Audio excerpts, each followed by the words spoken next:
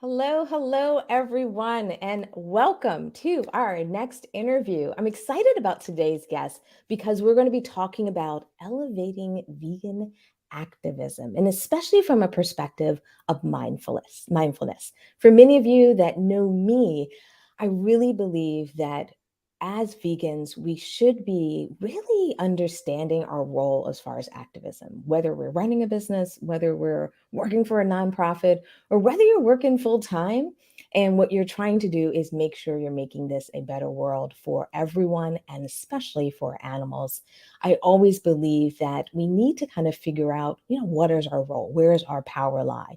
But for many of us, we also struggle with the balance. We struggle with the burnout. We struggle with, how to make change in this world when suffering still exists, when we can see it with our eyes, when we can jump online and see some of the unfortunate things and unfortunate habits that people have.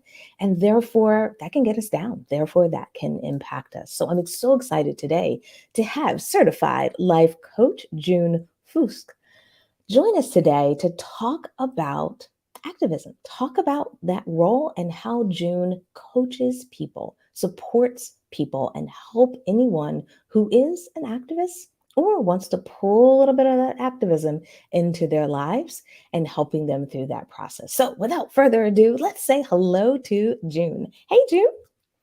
Mwah. Thank you so much, Stephanie. And it's a pleasure to be here. I told you before we went live, I got up at 2 a.m. I live in Bali. So this was important for me. Yeah, I'm very excited to be here.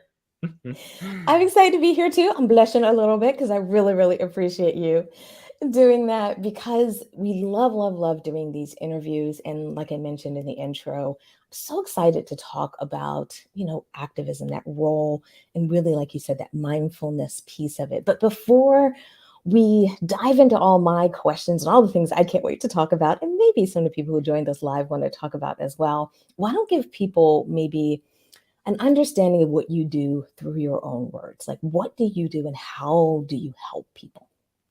Yes, I'd love to share that. Um, First of all, I want to explain that I'm a life coach and not a therapist. Because a lot of people think life coaching and therapy are the same things. They're not. They're not. So I just want to bust that myth and explain to you properly what I'm doing here. Obviously, I'm vegan and I'm an activist. I have been since 5 years, 2017, December 2017. So Ooh, as we are live right anniversary. now, yeah, it's like somewhere around these days that done the transition. And ever since then, a part of my story is that I burned out. I went full on activism mode. I burned out. I got depressed because it's just a heavy weight, we know, to live in a world as vegans where there is still a lot of not yet vegans, pre-vegans, and animal suffering going on. So what I do as a life coach is I guide people into past experiences. We often work on trauma-based experiences which replay in the present and replay in the future. And therapy is often more focused on guiding yourself through past experiences.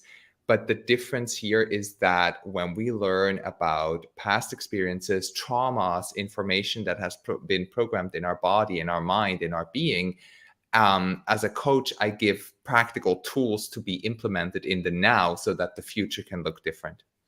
And that's why I chose to get certified and do this profession, and especially do this with our vegan global family, because as I said before, the depression, the mental health, and the burnouts that often result in our lives as activists. And activists doesn't mean you have to be on the streets. Activism has many shapes. You can do online activism, you can be a writer, you can have a vegan business. It's all a type of vegan activism, essentially.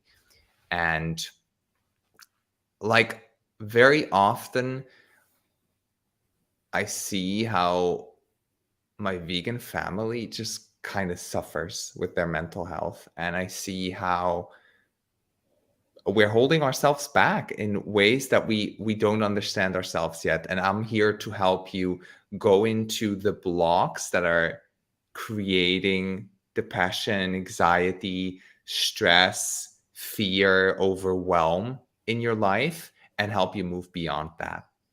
That's my purpose here. That's my role. And I love that you talk about that because I think for many of us, we put on that tough exterior. You know what I mean? Even some of us might have been, there might have been seeds dropped in our past where, you know what I mean, you just tough things out. And we forget the toll that it can take on us from a mental health standpoint. But also, I think sometimes, when you're in sometimes that crisis, you don't necessarily know what's really happening to you. Do you know what I mean? Like you don't know until maybe you get to the point where you're like, I can't get out of bed for 2 days. Yes, that may be a sign, but I think it's interesting. And I wonder how much do you help people while they're going through that process so they don't have to get to that snapping point, that you can make change when you're starting to feel down, when you're starting to maybe feel those traumas come back. Do you work with people as they are starting to feel that heavy burning and burden and realizing that, hey, I need some help? Absolutely. Yeah, like there's two levels that I very often find myself working with people on. And the first level is like these routines and self-care habits that we start discovering. And very often, you said it in the beginning, they are based in mindfulness. So there's a lot of practices that I bring in around meditation, around breath work, around journaling, about movement, and all are very connected to being in the moment and mindful, right? Which is funny because often it means empty your mind and it's called mindfulness. Good point. So that's the first level. And like there, it's just about very, very easy to apply tools in everyday life to create a routine and to stabilize the mental health and to get in tune with oneself. Because as you said so nicely, sometimes we just go and go and go and we push, push, push, push. And then we notice too late that we're already in a burnout or already in a depression, or wherever we land with our mental health, that blocks us from showing up as our Right. most impactful self. And that's exactly the issue. When we're not maintaining our mental health, we can't sustainably function as a change maker in the world. That's just how it is. And the second level is when this like routine or this new habit set is established, and a client of mine can stabilize themselves and sense already, oh, okay, I'm leaning too much towards fight again, or I'm leaning too much in anger, I'm bathing too much in frustration. When they can start sensing that and adapt, then they are ready for the second level, where we go deeper into subconscious mind work, which is where I help you change your state of brain. I'm not going to explain it in detail. That would take a moment. But it helps you change your brainwaves so that you can access deeper parts of your mind, where very often subconscious programs, we call them, are playing on repeat. And these are also naturally programmed coping mechanisms, like addictions, for example, classic one. Like people go back to addictions when they're feeling unstable and they repeat, okay, this is the story and this is how I cope with it. And the second level is to get to these stories and to start creating a new relationship with those. So I call these like subconscious reprogramming sessions. That's the second level that I'm working on with my clients. Oh, I love that level as well. I mean, the first level is essential because honestly, that's been one of my big things this year. I have, really been working on breath work myself. And it's so funny how some of these things, like we know it, like I've read about it, I'm aware of it, I can talk about it, but it's so different when you actually implement it, like when you actually do it, as opposed to know about it and be aware of it and, can express it. Because when you start using these things, you start to not only feel the difference, you can see the difference, you can really, like you said, kind of make that shift. So what you're doing in level one, I absolutely am excited about because I've had that big kind of aha moment for me this year. Because I used to be like, oh, just tough it out. Like, I won't do that. I'm okay. I'm fine. And I didn't realize like my body's like, no, we're in fight or flight still. just in case someone comes back, kind of thing. So I really love that you talk about that. I also love this level two that you're talking about, because I think for many of us, we do have these reactions. And sometimes those reactions I find are even kind of established in our childhood. You know what I mean? They're established in other walks of life or other experiences. And then we're bringing it into our activism because we don't realize that programming is there. Would you agree with that? Or do you feel maybe it's a little bit different? No, it's absolutely how I learned it and view it as well. Like most of the programs that our mind is running on are being implemented between the age of 0.5, 1, up until 8.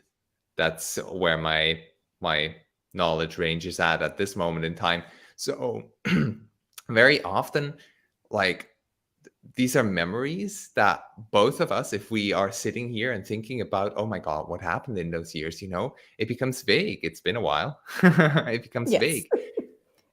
And still, like, when clients or people struggle with addictions, with smoking, with drinking, with very unhealthy coping mechanisms, binge eating or not eating at all, very often those things are sourced like right back there, like in these young ages.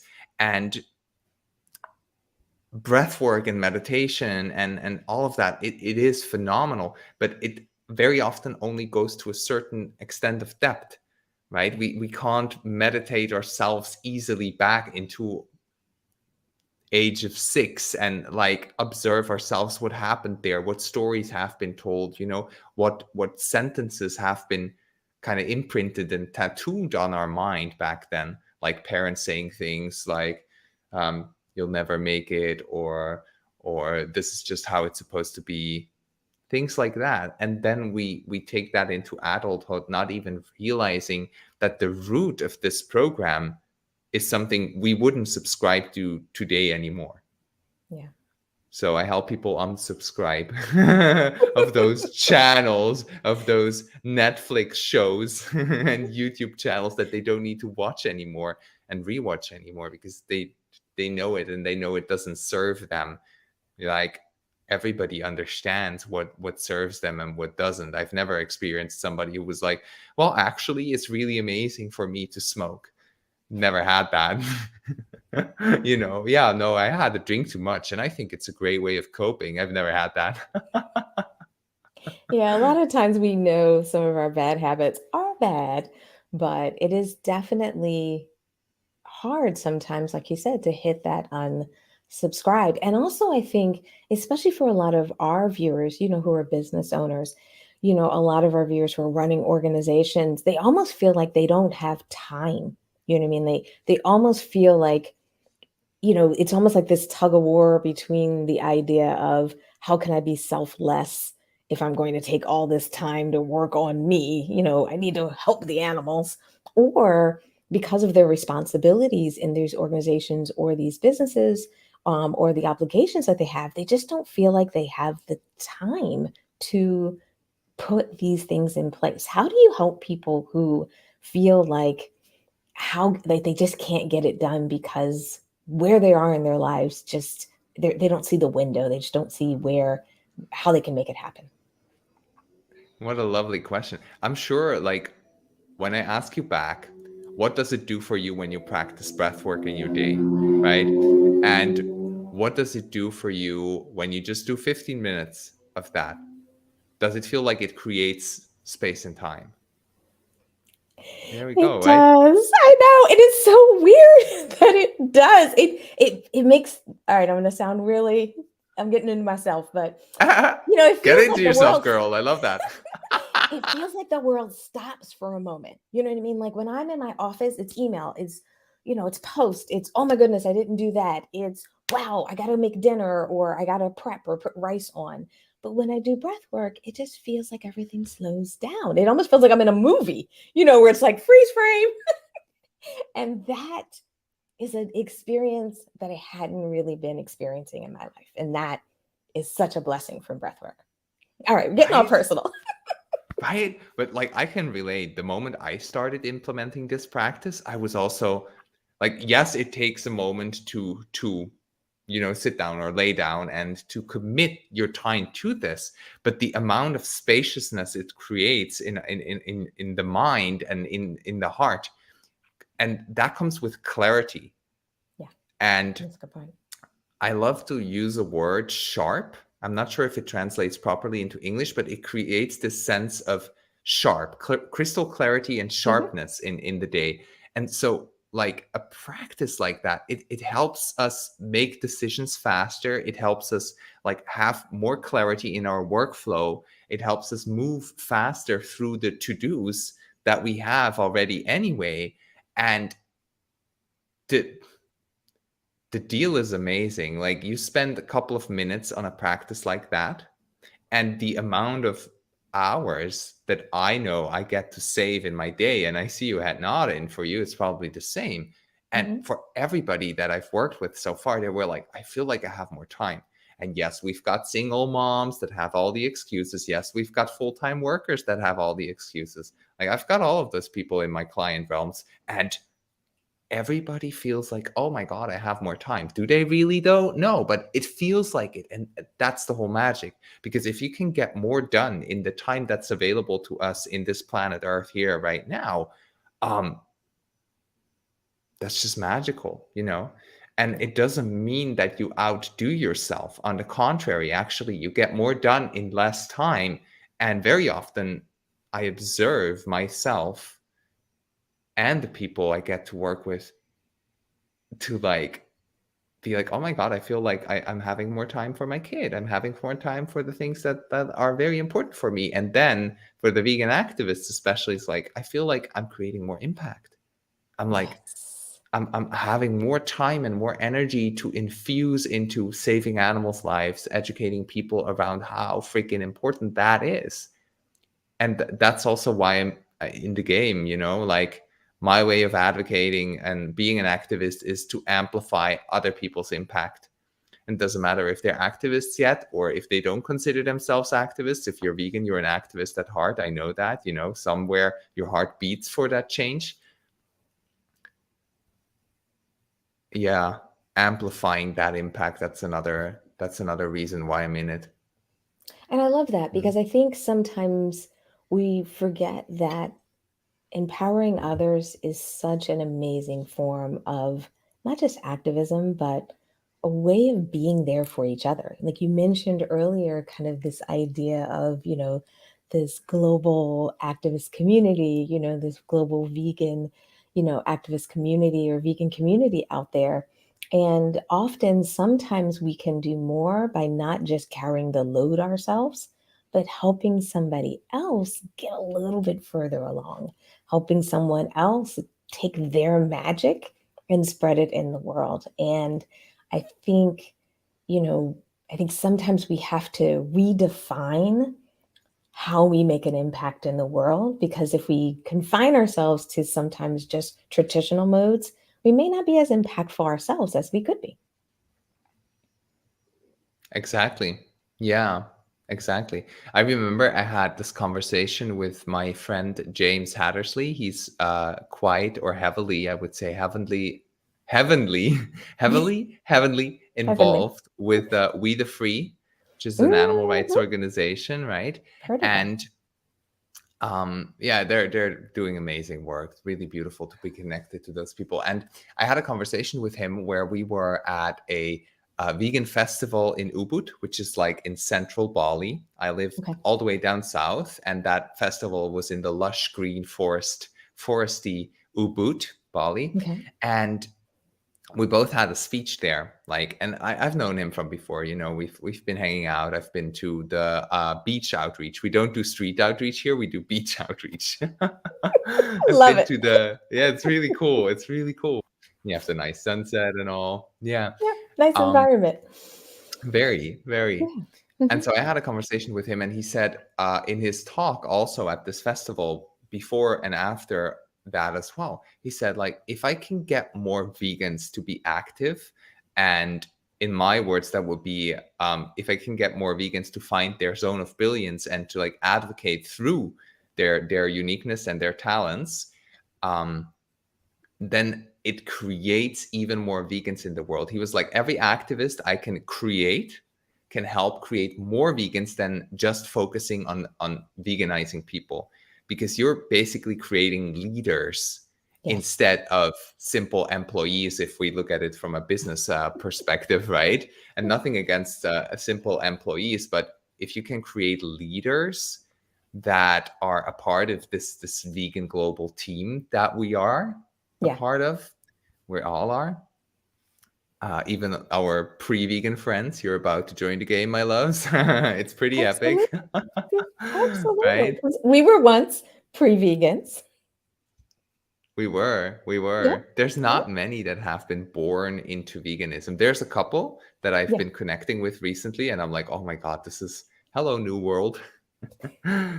But there's not that many. And to like make this community irresistible through finding your leadership voice Hmm. and finding your zone of brilliance. I had this talk with him and I was like, that's gold. You know, if I can help people become active in their own unique way, which includes that they can maintain their sanity and Yes. their mind and their body and their heart in this presence, in this work as an activist, that's gold. I remember that chat with him. So that just also came up as you said that. Yeah. No, I love that. And as I'm thinking about kind of our session here, or anyone who's listening, or anyone who's maybe even jumped in live, or, if you catch like a clip of this, I want to make sure that if people need help, like if they're trying to find their zone of brilliance, should they reach out to you? Should they jump on your website? Like, how do they get started if they're looking for help and realize through this session they need someone like you? What should be their first step? How should they get in touch with you? You mentioned my website. Now, most of the people are already in touch with me through social media before Yeah. they hop onto my website. And I mean, connect with me on Facebook, on Instagram, or on LinkedIn, on YouTube. So you just search for Jun Fuchs, JunFuchs. If you search it on YouTube, if you search it on Google, if you search it on Instagram or Facebook, hello, I'll pop up. And my website is also my name, Jun Fuchs, JunFuchs.podia.com. Now, Podia is a platform I'm using because it provides me with uploading courses and making courses sellable and available. But if you click, or yeah, it will be linked somewhere in the show notes and all of that. I'm sure you'll and your team will do Absolutely. that amazing. Thank you. You'll and on my website, and there's different offers there depending on which level, as I said before, we need to work on with you. So I have a course that's called Mental Health Mastery, and you'll get all the tools and it helps you integrate the tools. And I'm running a program, it's called Beyond Depression program, which is really Hmm. focusing on these deeper layers of what causes us to feel depressed and have mental diseases and to resolve them. So that's like a deeper layer program that you'll also find on my website. There's a fun link that I'll also provide you with. It's called the Virtual Journey, which basically is like a segment on my website that you can walk through. There's some text, some story, and at the end I ask a question and you can click a button that says yes or no. And then it will guide you to like a next layer of the website, and it will basically guide you to where you need to be if you want to work with me. Perfect. Yeah. I really love that you walked everyone through that, because I think sometimes we, we really need to focus on that improvement. We really need to, like you talked about, that zone of brilliance, right? Yeah. Is there? Yeah. Yeah, zone of brilliance. Because I think when we're looking online, when we're looking at what other people are doing, sometimes what we tend to do is we try to do what everyone else is doing, because we just assume like this is the best form of activism, or this is the best way to get it done. And I think taking that step back and realizing what works for you as the individual, where do you excel, could be totally different place than what you see your favorite person on social media do. And I think that allows the world to be more unique and allows most of us to show up in a bigger and better way, because we're building our activism around what we excel at and what we do well. Exactly. Aiming to that. Yeah. So, as we're wrapping up this session, one thing I love to do is get perspective from you. From a lot of people, what happens is they're like, I need to make change. I need to be better. We're doing this interview towards the end of the year. So, as we're wrapping up and getting to the beginning of the year, we're all about the new me next year and the new version of this and so forth. So I guess I want to ask you a couple of, maybe this is like a two-part question. Number one, when we're all ready to make change, when we're ready to be that better version of ourselves, or at least what we think is that better version of ourselves, what would you recommend we do? How do we approach that process so that we don't overwhelm ourselves and sign up for everything we've ever wished for? And at the same time, how do we do it in a way so that we can be truly impactful? Hmm. That's a deep question. And with deep, I mean hard to answer. No, it's not. It's not. It's not. It's super chill. Okay. So you mentioned the new year, huh? And as we're live right now, and as people will be Yes. listening to this later, there's always one thing that I refer to, and we call that momentum. A Okay. momentum, huh? And in the new year, we're having this global momentum where everybody is like doing their new year resolution, setting new intentions. You said it so nicely, getting into the new version. And then, like 3 weeks into 2023, whatever, momentum is over. People don't post it on social media anymore. And one way to really thrive is to choose a space, a group, a container where a momentum that isn't related to anything in the outer world, but is related to your absolute growth. So Hmm. when there is like a group coaching container, as an example, in that container, we create that momentum and we kind of create like a new world and a bubble that helps us really thrive within that bubble, and then also pop the bubble and apply that in the outer world. So momentum is one of the things to keep an eye on, right? I see a lot of people trying courses, trying to buy something for a couple $100 and being like, this now, now I'm going to change. And then because there is a lack of actual momentum and energy presence and maybe a live group that is dedicated to the same, it becomes hard again, because integrating things is always hard, right? It takes time, Yeah. it takes dedication, it takes commitment. And if you're in a group of people that do the same thing, the motivation that you are going to experience is far, far from what you experience when you do it on your own. On So our you own. don't Yeah. need to do it on your own. It's less fun to do it on your own. It's less effective to do it on your own. You don't have to do it on your own. That would be the answer to that. Um, One more thing I want to add is when we're working on ourselves in personal development, spiritual development, inner alignment, however you call this, right? This deep inner healing work is to choose to be guided by one or a handful of a business, a person, a coach, a mentor, right? Because we all have a lot of voices in our mind. We're still sane. Don't worry, we're sane. But we all got a shit ton of voices in there being like, "La, la, la, la," a lot of radio stations playing at the same time. And always remember that when you're signing up to thrive with someone or with a group, these are new voices added to Yeah. your life, to your mind. So trust your heart, your gut, in not letting too many in at once. Just being like, I trust this person, I vibe with this person, this seems in alignment with who I am and how I think. I'll invest myself into that, instead of having a therapist, having a psychotherapist, having a life coach, having a program, and doing 3 courses at the same time. Honey, nobody does that. Nobody No. is capable of doing that. Like, that's a full-time job. That doesn't pay and only cost. True, true. So just choose your fields, your surroundings, and limit them. It's okay to declutter and to just choose one or two things that really feel aligned. What was the second part of the question? No, that was perfect. No, that answered it, because it was just how they do it. What is the best approach? Mhm.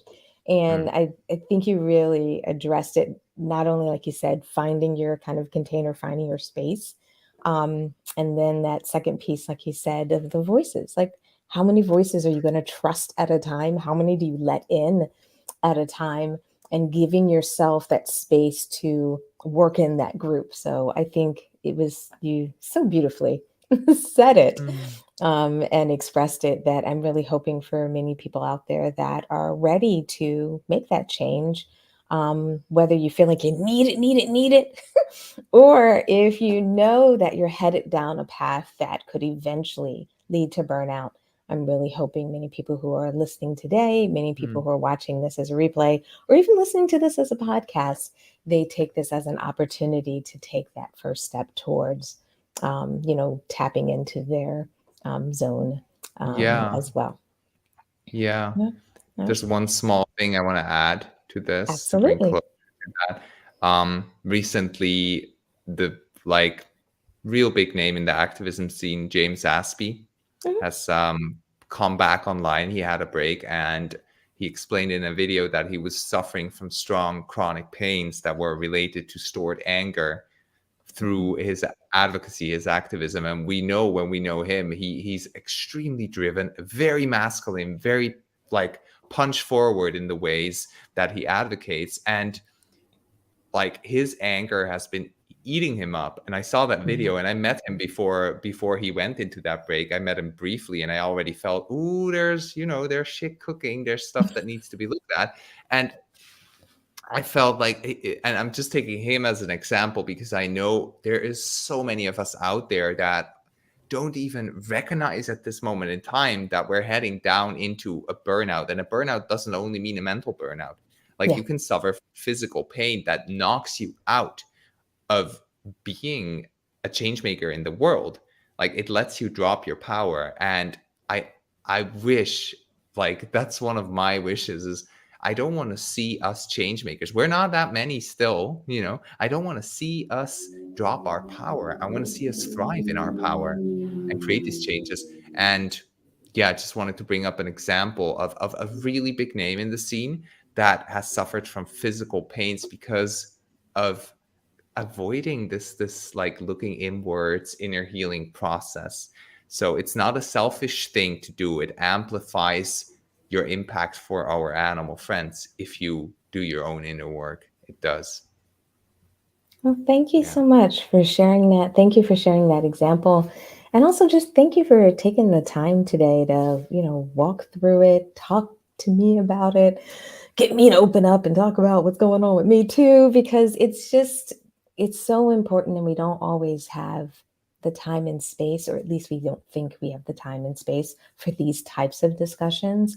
So I'm really hoping for anyone who's listening to this, or anyone who watches this, no matter when you watch it, let us know in the comments what you think. Let us know where you are in your kind of journey. And if you need help, if you need support, if you're looking to tap into that right container, or be able to get a amazing voice, in your ear, please, please, please reach out to our guest, Jun Fuchs. Did I say that right again that time? Pretty much. All Jun right. Fuchs. Yeah. All right. Because I just want to make sure that as you're all listening to us today, that you feel inspired, but you also take that next step. Because often what can happen is we know what we need to do, but we don't always do what we need to do. So today is your small nudge. Today is hopefully your inspiration. And today has been just even amazing for me, listening to you, just even listening to the word choices, that you've been using has just been amazing. So thank you so much, June. I really, really appreciate you. I appreciate the work you're doing. And I'm really glad we had a chance to sit down and chat. Same mutual feeling. The Stephaverse and the Juniverse just collided and created some magic. And I'm looking forward to see everybody who is gonna come through into the little Juniverse, which is a big Juniverse, and everybody who is gonna come through from the Juniverse to the vegan mainstream platform or the Stephaverse. So thank you Thank so much you. for having me. Mwah. Absolutely. This was wonderful, wonderful. Thank you so much. I'm giving you a virtual hug here. And we're also probably sending out some hugs and some loves to everyone out there who is watching today, listening to the podcast. We really, really appreciate you taking time out of your busy day. We really appreciate you setting aside time to get inspired, to hear new voices, and also hear about these amazing individuals that we have in our community that can help us move forward. So thank you, all of you, and we will see you in our next interview. Take care.